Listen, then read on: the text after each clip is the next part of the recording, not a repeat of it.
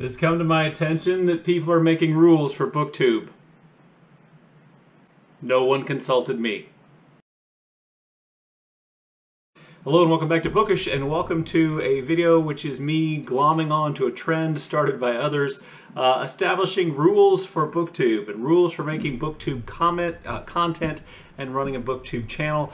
First saw this concept on Shelly Swearingen's channel, watched her video, liked it. I saw Jim from Jim's Books, Reading and Stuff, did a version of this on his channel. I watched that. Tracing it back, Steve Donahue made a version of this with his rules, and it goes back to a channel called Grammaticus Books, who came up with 3 rules for BookTube. And so I thought I would contribute my own rules for BookTube. These are the 10 commandments of BookTube. I have spoken. Number 1, thou shalt read the books and talk about the books that you want to read and talk about. Read what you want. Talk about the books you want. If that is, true crime, make your channel about true crime. If that's about a little bit of everything, make your channel about a little bit of everything. Whatever it is that you want to read is what you should read. And yes, this means that if what you like to read and what you want to read is fantasy, romantasy, YA fantasy, epic fantasy, science fiction, whatever that is, that's what you should read, and that's what you should make videos about. Number 2, thou shalt read as many or as few books as you want to. See, lots of people complaining about the stress related to BookTube, and I'm not immune to that idea and that pressure. Every once in a while I get myself involved in something, that causes me to have some stress around reading. So I understand, but as a general rule, I don't read more books than I want to. I don't read more books than I plan on. I don't set a number. I don't have a goal, monthly, yearly, or whatever. I read the books as I come up, and I have to tell you, that's kept me pretty happy with BookTube. Number 3, thou shalt make the videos you want to make. Whatever kind of videos you want to make and however you want to make them, that's the video you should make. If that's a video of you talking about books with friends while you, eat popcorn, then you should feel free to do that. Make the video that you want to make. I promise you, there is probably some audience out there for that video. It may not be a big audience, but it's out there. And one of the great things about BookTube is being able to explore your own creativity and make the videos that you want to make. Again, this will make you a happier BookTuber, a happier content creator. Number 4, thou shalt make as few or as many videos as you want to. One of the things that when I started my YouTube channel or my BookTube channel, people said all the time is you need to have a regular posting schedule. I believe that that's probably true algorithmically, which we'll get to in a little bit. But to be honest with you, you should make however many videos you want to. If you want to make 1 video a month and that makes you happy and that makes you feel, fulfilled with your BookTube channel, do that. If you want to, make 5 videos and post them all in one day, do that. However you want to post, you should post. You should be making the channel to make yourself happy, to, make the channel fulfilling for you. Number 5, thou shalt support other BookTubers. You need to support the other BookTubers that you like. You don't have to support BookTubers you don't like. You don't have to subscribe to channels you don't think you want to watch. You don't have to watch videos you don't want to watch. But you should support other BookTubers. Those that you like, watch their video. Do you have to watch every video everybody puts out? Of course not. I subscribe to around 500 channels. There's no way I'm watching every video everybody puts out. But I do watch videos from all the channels from time to time, and that's the number 1 way of supporting. Hit the like button, watch the video, subscribe, and leave a comment. It doesn't have to be a great comment. If you don't have a lot to say thanks. Or as I learned from I believe Shelly's video, you could just leave an emoji, and that's fine. But that is support. Support other BookTubers, help other BookTubers, watch their stuff. That's probably the most meaningful thing you can do for other people, for people on BookTube. Number 6, thou shalt be respectful in the comments of other BookTubers. Now, strictly speaking, as honest I can be, this is the commandment of my own that I'm most likely to break. Sometimes I forget that when I watch someone's video and I leave a comment, I am effectively in their house. I have gone to something that belongs to them, something they have created, something they maintain, something they have made the way they want it to be. And I should respect that, as you should, and not, be confrontational, not be rude, not be disrespectful in the comments. Now, sometimes you leave a comment and it's read differently than you intended it.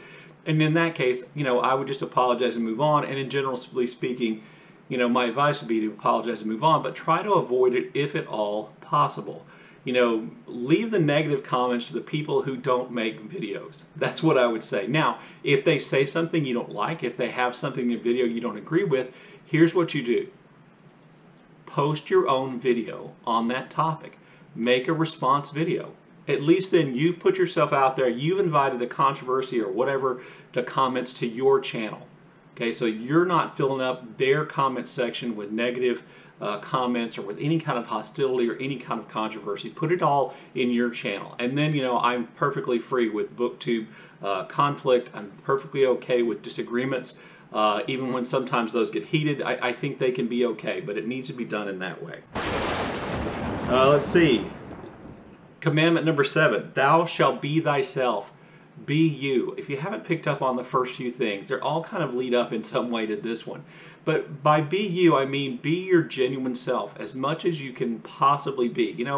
We all put on somewhat of a persona. I comb my hair. I make sure I don't have food on my t-shirt, which, to be honest with you, on a regular basis in my house, I'm probably not paying that much attention to. I try to speak more clearly. I'm probably a little more careful with words than I would be. I don't really curse on my channel. But other than that, I think that what I put on video is who I am. That is who I am. That's the persona. That's the person that I am that you see in the video. And I think that will make you happier. And I think that will attract a unique audience. Number 8, thou shalt not spend more money on your BookTube channel than you are comfortable spending. Another thing I see all the time is people feeling pressured. They say they feel pressured to buy books or read books or have all these books or to have shelves full of books. You should feel none of that. Okay, libraries exist. Use them. Okay, ebooks are books. Audiobooks are books. And lots of these things you can get access to for free or very little cost. Same thing is true with equipment. I don't have lights. I don't have fancy equipment. I happen to have GoPro left over from another time, and that's what I use. But otherwise, I would just use my phone, which does a pretty good job of recording videos for BookTube. Then number 9, and this is really one of the more important ones, thou shalt not compare. Thou shalt not compare thyself to other channels.